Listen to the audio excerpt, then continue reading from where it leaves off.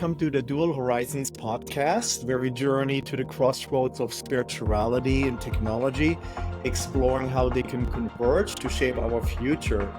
Join us as we delve into an enlightening conversation with Sean Sessel, a pioneer in integrating personal growth with the cutting-edge possibilities of AI and charting a path towards a new horizon of human potential. And Sean Sessel is the visionary founder of the Oculus Institute. He leverages a profound dedication to lifelong learning and personal enhancement to explore the intersection of career development and artificial intelligence.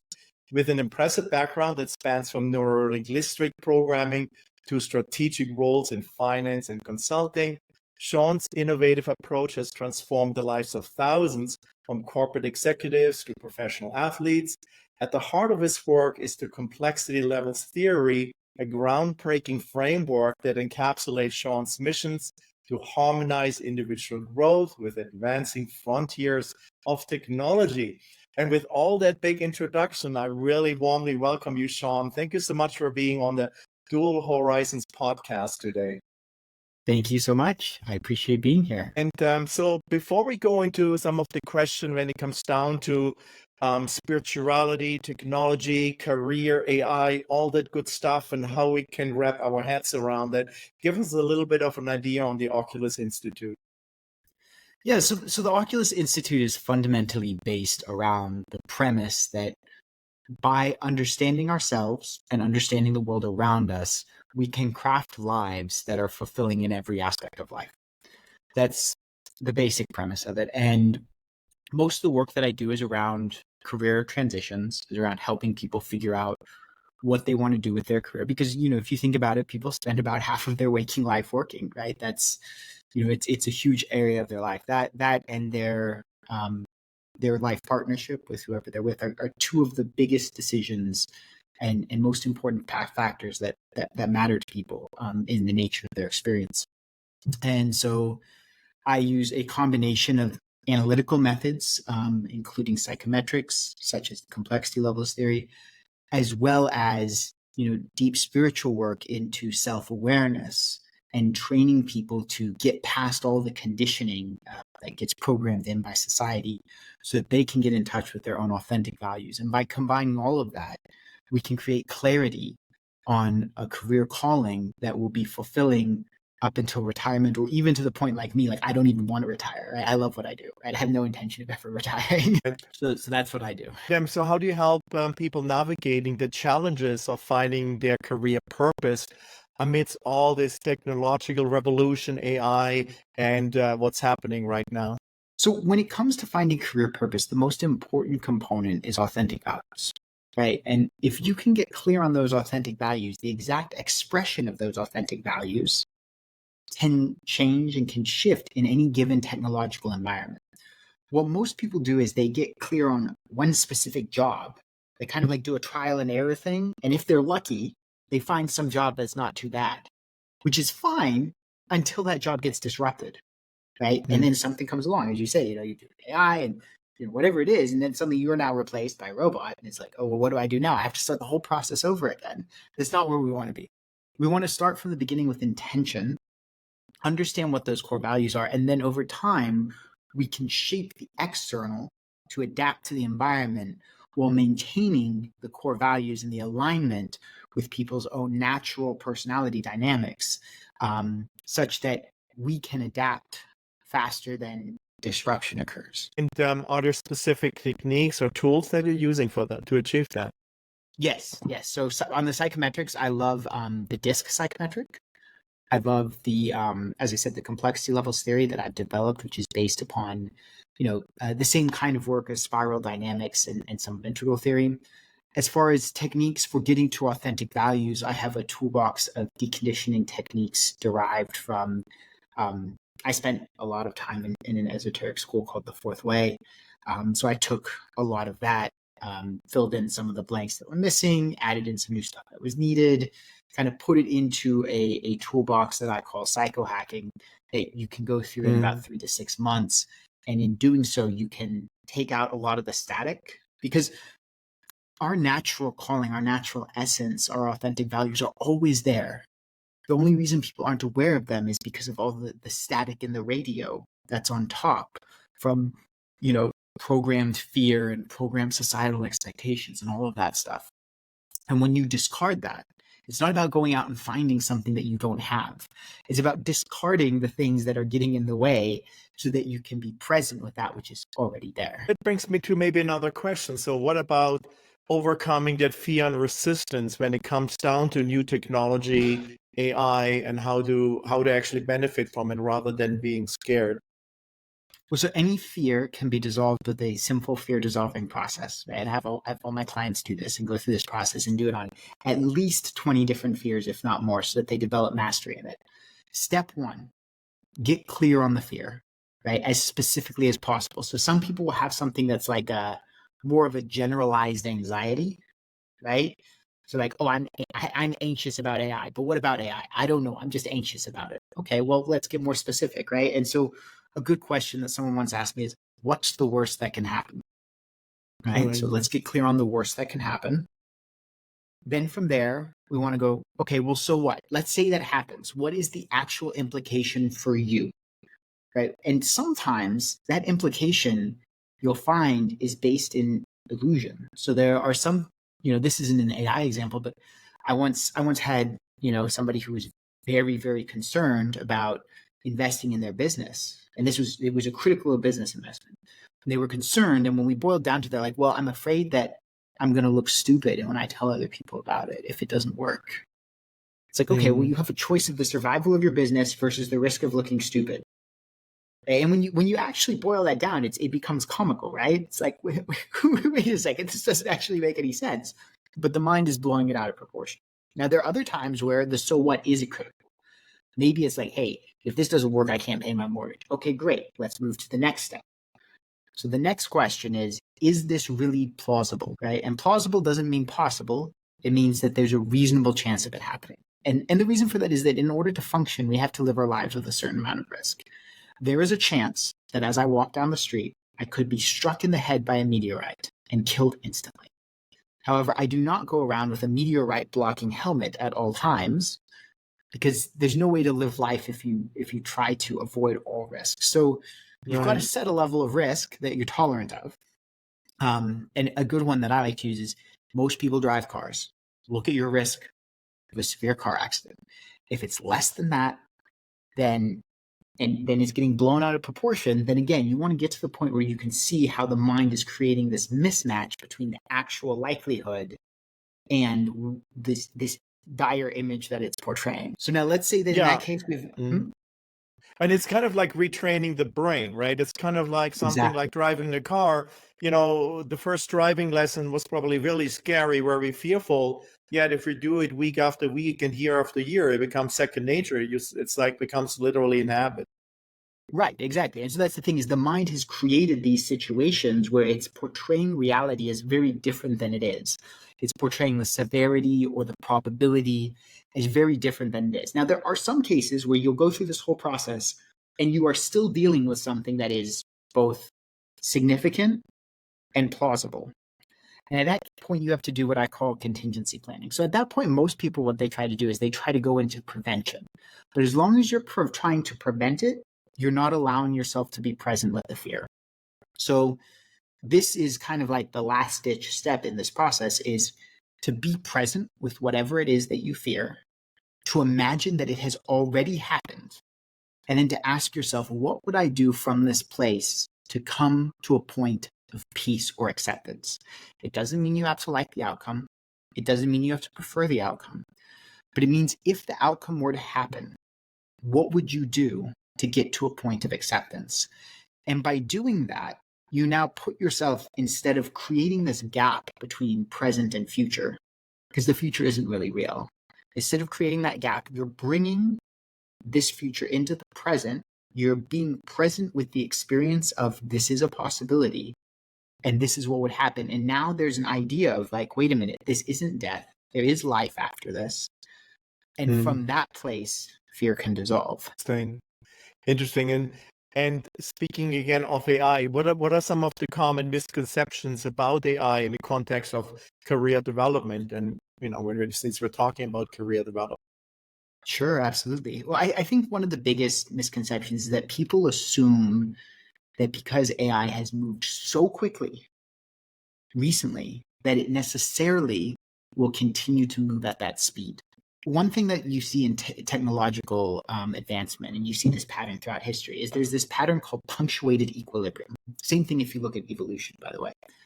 It's just a natural pattern of how the world works, is that something will happen and there will be a spike and then there will be a plateau because the fundamental shift that happened opened up all these other doors of prerequisites that had already been met during the previous plateau. So during the previous plateau, all these things were set in motion. And then you have this one critical element that comes in, and they all come together and it creates this giant rocket ship jump. But then at that point, there's another plateau, right? So even now, if you look at what we're calling AI, which is mostly large language models and image software and stuff like this, you're talking about very complex neural networks with many, many, many, many layers that are doing all kinds of numerical transformations that are ultimately come together in a way that's producing outputs that the human brain can't get into the computer and understand normally. Now, I've coded a neural network before, right? I got my degree in engineering. We had to do applied mathematics. I've coded a basic neural network. So I have a basic understanding of the computational theory on which these things are based.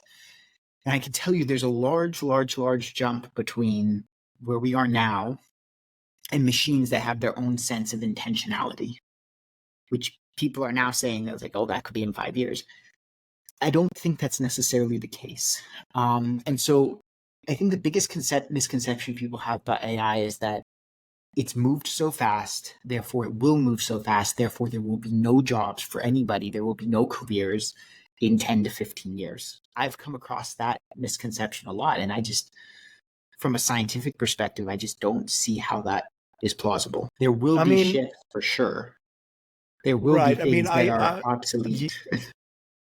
Yeah, obviously. I think from the perspective of change, there's definitely change coming, and every time you have a big revolution, industrial revolution, technological revolution, now AI revolution. No, obviously there are always issues and problems and changes in the environment.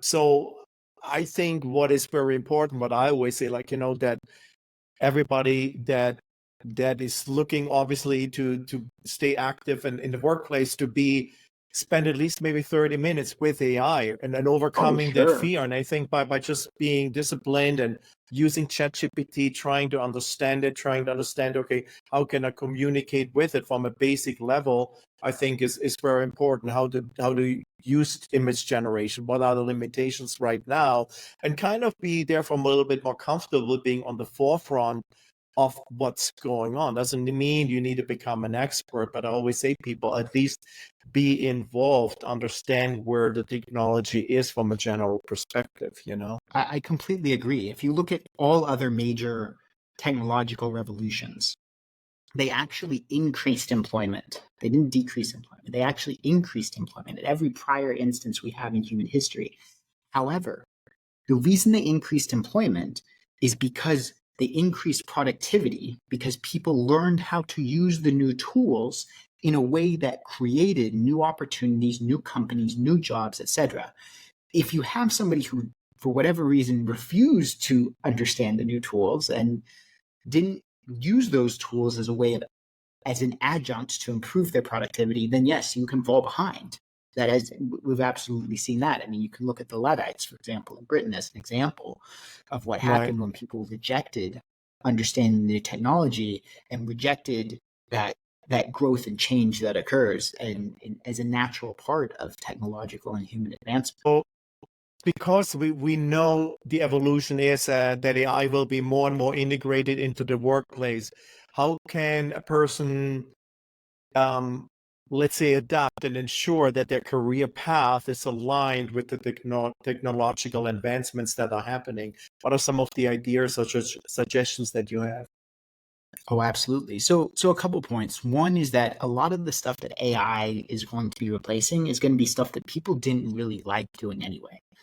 So, like, for example, I've spoken to my cousin who's a senior official at a major bank in the Far East.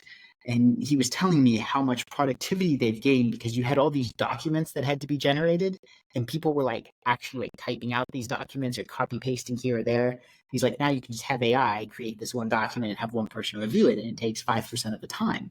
Right? But the people sitting there copy pasting documents, that's not something that's fun for them. Right? That's not something that's aligned with the essence of humanity and creative expression and all of these things, right? So in many cases, the work that's being replaced isn't necessarily work that humans even want to do. And then if you look at the work that is, that is going to be more interesting and that's going to be less likely to be replaced, you're looking at things like creativity, right? I mean, one limitation of AI with artistic expression is that it's created all kinds of AI art and music and all this other stuff, but they've done experiments where if you run AI content on previous AI content, it actually degrades. So there's this role for human artists and human creatives to push the envelope to create genuinely new stuff that can go into the pot for training and allow things to continue, becoming more diverse and perceived higher quality than this degrading that can occur with AI. Likewise, as you said, AI is a tool, right? It doesn't have its own intentionality. So when you talk about getting in and learning the prompts, like because we are so far from AI having its own intentionality, I would argue that the fundamental technology would have to get to a place of quantum computing before it's even on the cards for there to be genuine machine intentionality. Until we get to that time, you're going to need somebody to engineer the prompts to work with the AI to give it instructions, right? And so it's almost giving people who would otherwise be in a frontline role, almost moving them into a more managerial type of thinking, which, by the way, it does map. Like if you look at my complexity levels theory, there's actually that requires a fundamental shift in thinking from what I would call CL 4.0 to CL 4.5. Right. So what this means is just like, humanity has had to evolve the complexity of our thinking and our consciousness all throughout time. We're now at another point where that is again required, right? Because now you now have ChatGPT as your employee. You're now a manager, right? Or ideally. And so understanding how those prompts work and understanding how to direct it is both an increase in your own complexity of consciousness, but it also allows for productivity and a way of adapting to a new world. Yeah, exactly. And I think the term prompt engineering, when it kind of came out like a good year ago after the ChatGPT was announced, it was kind of like, oh, here are jobs that were suddenly paying hundreds of thousands of dollars a year, to become a prompt engineer. And obviously it kind of becomes, so to speak, more common from the perspective that I think like everybody needs to think of becoming a prompt engineer. And I simply like to put it in terms of just learn to communicate with AI, understand what are the limitations, because when you are prompting simply a simple word change, asking for a summary versus an overview of a document can create very two different results. So by understanding a little bit how to use and word it, I think that comes into the complexity level, what you're saying, that we have to almost like, wouldn't say learning a different language, but learning a little bit how to converse with your super smart assistant. And I think like, in a couple of years from now, those limitations might be maybe not as important as it is now. But I think coming back to being every day a little bit involved, at least to kind of stay up front with how to converse and how to properly use AI and how to really kind of prompt it and train it before you even ask it to create the output that you're looking for, I think are very, very crucial. Sure, absolutely. And then there's also, if you do in NLP and neuro-linguistic programming, we do what's called chunking up, right? You can ask the question, for what purpose am I doing this? What is the goal? Because there's this, the more you can think in the question of, is this the right goal, right? At a higher and higher level, the more that direction is going to make sense. If I have somebody and they're going and they're using AI and they're going after the wrong goal, they can execute it perfectly. They achieve a goal that doesn't have value or significance, what doesn't drive the overarching objectives of the organization, doesn't matter, right? But thinking Right. more about intentionality, about purpose, understanding how things fit in the bigger picture, this gets back to this, more complex thinking that provides a richer experience of human existence. It comes back to the old thing, right? Garbage in, garbage out, So if you obviously don't give it the proper instructions, the proper context, you can't expect, miracles to happen on the output side. Let me ask you another question. What do you think the skills are needed for somebody to really thrive in a career alongside from AI? I would say divergent thinking is one. So Mhm. convergent thinking is where you get to one answer. It's like a math problem. There's one answer. Divergent thinking is where you are creatively considering different possibilities, right? And AI can do this to some extent. Like it can make suggestions, especially for large data sets with narrowly defined parameters for possible outputs. But true divergent thinking, unbounded creativity is still primarily the role of humans.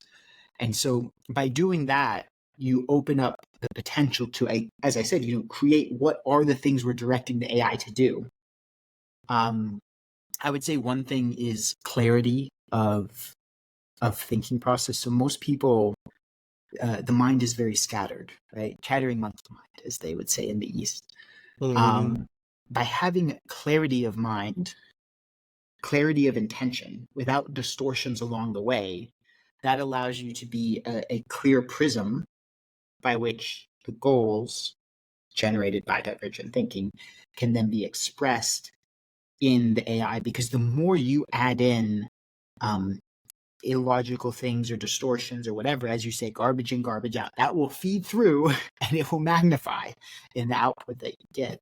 I think human rapport and empathy and understanding is very, very, very critical. I have seen that, to some extent, AI can do this in a therapeutic situation. But in terms of building actual human relationships and culture within the organizations that are ultimately leveraging any technological tool, that's something that remains our province fundamentally. Those are the kinds of skills, and another one is self-awareness, right, which is kind of related to the clarity of thinking and the clarity of intention. Kind of underlies all of that, right? Those are the things that are really going to drive success. Yeah, interesting. Yeah, because when it comes down to the human aspect, right? I mean, obviously, there's another aspect when it comes down to prompting and generating content that, by instilling your humanness in the dialogue or in the prompt, you can create an outcome that can really resonate much, much better than if you would not take that extra sentence or that extra paragraph to explain how you want to word it from that perspective of resonating with other humans. So I think it's very important to kind of like keep that in mind. And that's obviously very important from my perspective in the spirituality realm, to kind of like, we're creating content that's supposed to connect and really help and speak from the heart. Yes, you can use AI, because at the end of the day, text is text. You can read a spiritual book. Yes, it typically used to be written by a human author. Now you can obviously generate an entire book with AI. But if you miss that human aspect and that connection, then obviously you have some outcome that's rather dry than really engaging and and really speaking to the heart. Sure, I agree. Now, let me ask you a question regarding tools and programs. Circling back to the Oculus Institute, are there any programs or tools that maybe help with in the future work with AI? When you say tools or programs, are you referring to like courses, or are you referring to like technological tools? Yeah, Like more like, software? yeah, maybe more courses or some kind of like, I mean, courses is a tool, right? To train yourself to kind of advance in that aspect, to kind of stay up to speed with the technological advancements that are happening. Yeah, absolutely. I mean, there are a variety of offerings from the Oculus Institute. There's an info course that is great for people, especially who are on a constrained budget, to start building a basic level of self-awareness and to start clearing out a lot of the static in the radio and kind of preparing themselves. To really step out of some of the mindsets that exist in society that just aren't helpful, right? So like the victim mindset, the mindset of necessity rather than possibility, like feeling like everything's a burden, like that whole world that so many people live in. It's this gateway to actually get to a place where you're moving towards something where there's enthusiasm. So there's an info course for that. For people who are past that, it does kind of depend where they are on the journey. So, there's a weekend intensive, especially if there's a lot of emotional, like stuck negative emotions or limiting beliefs that need to be cleared out at the unconscious level. There's a 3 to 6 month course that includes deconditioning as well as clarity on career purpose. Those are both higher ticket items, and there are other options. A lot of the courses are administered through a system I created called Coach Connect, which is a software uh, that helps coaches, that is used to deliver courses, manage clients, communicate with clients, track metrics, keep people engaged, Okay. et cetera, et cetera, et cetera. So, um, I have that software that I use and that some other coaches are using, and that I hope will grow to administer these things. Then people can reach you at oculusinstitute.com, right, to get more Yes. information then. Yes. So if somebody wants to Okay, go to great. oculusinstitute.com, or just email me, Sean, SEAN, at oculusinstitute.com. Oculus is OCULUS. Depending on where people are, I will very often send them a quiz that I created online. And that will get really clear on like what's the best way to help you right now, like for your particular situation. Because I do believe in individualized recommendations that match people where they're at. Right. And before we wrap up, I always like to ask about maybe if you have a story of somebody, a personal transformation that kind of relates to the topic that we spoke about today. Give us a little bit of something that maybe resonates with some of our listeners. Yeah, absolutely. I once had a client come to me. She was, uh, she was an engineer. She was somewhat successful. She was not getting paid what she was worth, considering her skill set. She had a lot of internalized programs that had ultimately resulted in part causing an autoimmune disease. Mm. And so what we did is we got clarity on her ultimate goal, right? On something that would ultimately be fulfilling for her. We got her into a dream bridge where she was earning 3 times as much money in less 20 hours less a week, I think it was. But because she had been working for a company when she had the ability to take her own skills and go do it freelance. And we did a lot of internal work, and that ultimately, I think, played a part in the fact that her autoimmune condition went into remission. When you do, especially when you do internal work, when you do spiritual work, it radiates on into every aspect of your life. Right? Yeah. It affected her relationships, her romantic relationships. It affected her health. It affected her career. It affected her sense of aliveness. That is, when you start at the core, it radiates out to everything. Yes, exactly.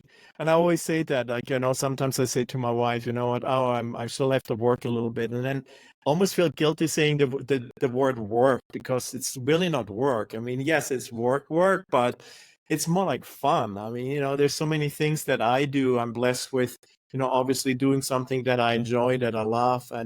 And so, when you're in a place like that, then, work becomes more of, it's just an extension of your life. And, yes, obviously I like to relax. I like to watch movies and do whatever. But on the other hand, it's like, hey, I mean, I don't mind getting up early at 4 or 5 in the morning and working, because, hey, it's fun and I'm looking forward to it, So I think that's something that you're able to help people to maybe often opening up that career path to that enlightenment journey. That just doesn't mean to be like, oh my God, again, Monday morning, but actually looking forward to Monday morning, right? So It's like Alan Watts said, find a way where you get paid to play. Exactly. Exactly. So Big fan of Alan Watts. yeah, of course.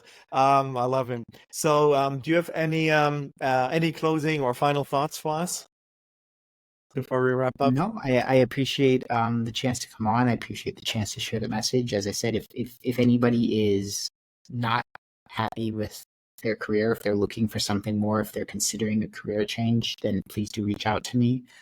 As I said, that's Sean at oculusinstitute.com, and I will make sure that I get you some forward steps, and keep spreading the good word, man. Keep doing what you're doing. Right, Sean. Thank you so much for being on the Dual Horizons podcast. It was a pleasure. Until the next time, all the best. Bye-bye. Cheers, Wolf. Have a good one. All